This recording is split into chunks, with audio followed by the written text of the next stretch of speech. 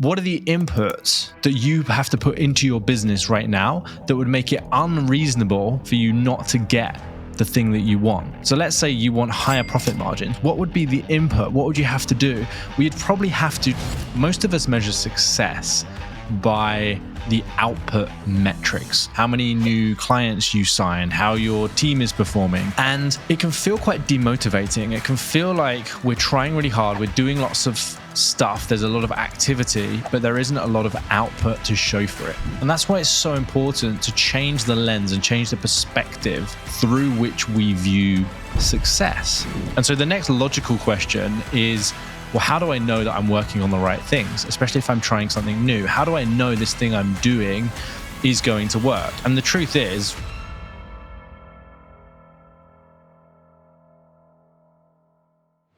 hey, it's Matt Essam here. Welcome to another episode of the Creative Courage podcast, where we talk about how to grow a studio that gives you more freedom, fulfillment, and financial security. Today, I want to talk to you about how you measure success.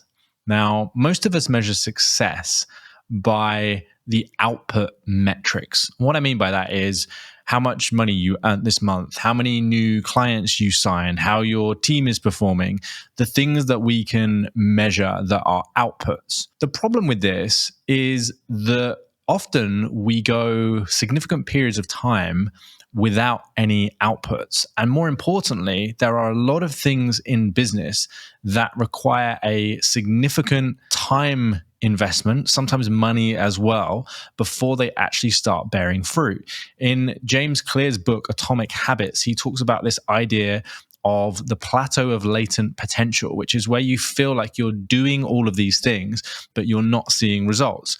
And that's very much a symptom of measuring success by outputs rather than inputs. And this is a topic I've been talking a lot about to my clients, because typically what happens when you go on a journey, especially in our program where there's coaching, there's strategy, there's systems, there's a lot of different moving parts, and we're changing quite a few things at the same time. And so people might have some initial success. They might sign a client, they might raise their rates with their existing clients, and things feel pretty good and they're building momentum. And then a few months in, they start to see less tangible outputs. So they might sign just one or two clients instead of 4 or 5, or they might feel like they haven't raised their prices again in a while, and they start feeling like they're not as successful as they were when we first started working together.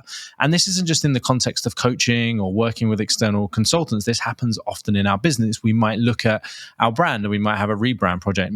We might redo our website. We might decide we need to start marketing ourselves in different ways. And it can feel quite demotivating. It can feel like we're trying really hard. We're doing lots of stuff, there's a lot of activity, but there isn't a lot of output to show for it. And that's why it's so important to change the lens and change the perspective through which we view success. And I would encourage you to start thinking about the things that indicate you are successful before you have actually achieved the output. So let's take winning new clients as an example, or let's take lead generation as an example. The question I want to look at when I'm coaching creative studio owners is, are they doing the inputs? Are they doing the things that are eventually going to lead to the outputs?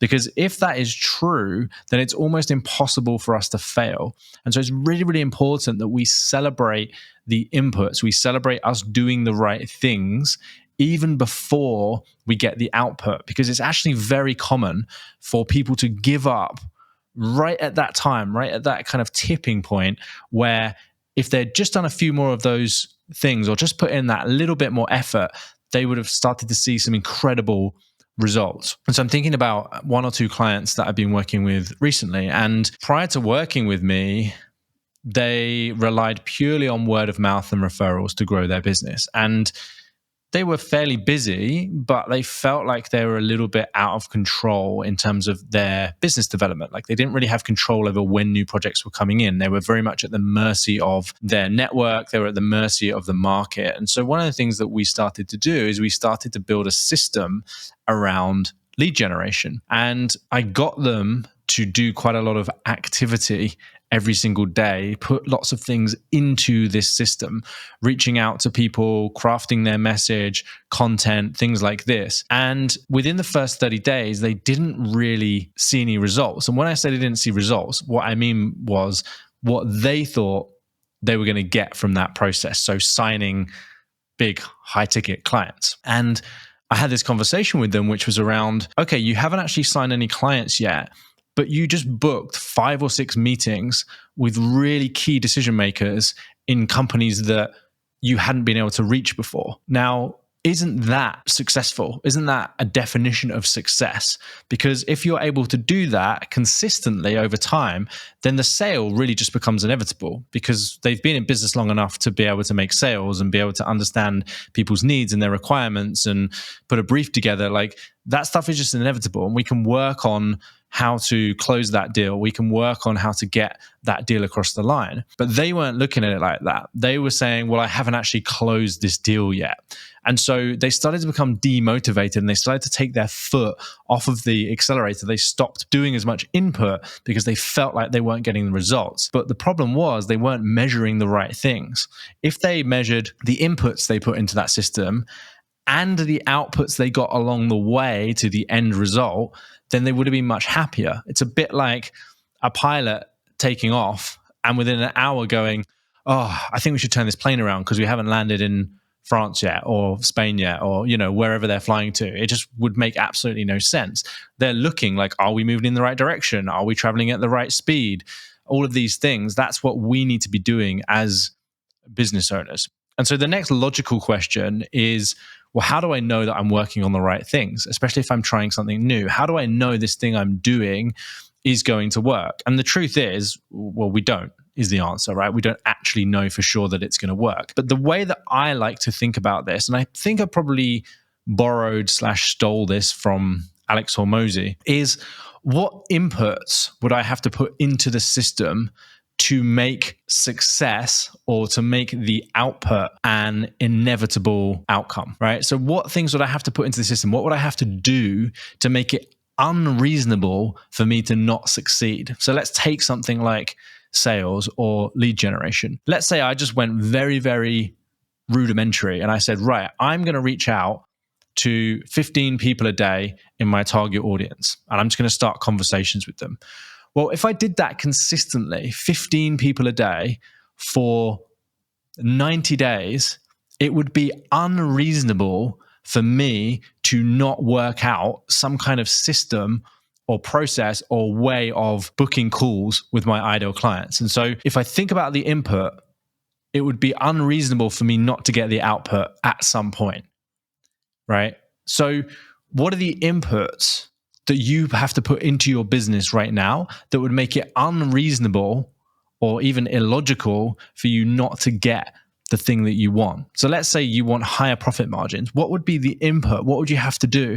Well, you'd probably have to just start having more conversations with people and quoting higher prices. It would be unreasonable if you did that consistently enough. It would be unreasonable for you not to start making more profit because you're asking for more money. And even if 80% of those people said no and only 20% of those people said yes, you would still make more margin because you're asking for more money. What are the inputs to the system, not just the outputs? And so that's my kind of mini solo episode today, my kind of nugget of wisdom around this, because it's something that's quite top of mind for me at the moment. It's something that I've been talking to a lot of my clients around. And I think it's something that I see a lot of people struggling with, whether it's through content creation, whether it's lead generation, whether it's pricing, sales, finding the right team, whatever it is. I think especially the world we live in today, where everything is instant, right? It's like, oh, I can just go on social media and scroll, and all of a sudden I see this thing and I see someone talking about it like, oh, we can get you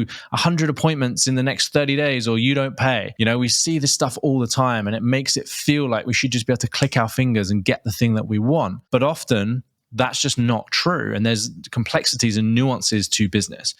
The final thing I want to say about this, just before I wrap up, is the value of what you learn and who you become through that level of input. And so I've seen a handful of my clients literally change as people for the better in terms of their confidence, both in their personal and professional life, their skill set around sales, their ability to really understand someone's problems, their ability to really know what objections someone has about something, their ability to pivot an idea or an offer. And so one of the other ways that I like to manage or measure success is through those two attributes. So who am I going to become, or what am I going to learn as a result of going through this process, right? As a result of these inputs, what skill set am I going to pick up, and what will that mean for me in 12, 18, 24 months time, right? Who am I going to become in the next 5 years if I really double down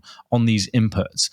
Let's say you want to get better at content creation or copywriting. Well, if I wrote a post every single day and published it on LinkedIn or Facebook or wherever you want to put it, like by default with that level of input, who would I become? What skills would I learn in the next 365 days? Just imagine that for a second and start measuring your success by these things, by the inputs, by the activities that you're doing, by the skills that you're learning, by the person you're becoming, not just by how much money is in your bank account, what clients you signed, what people you put on your portfolio.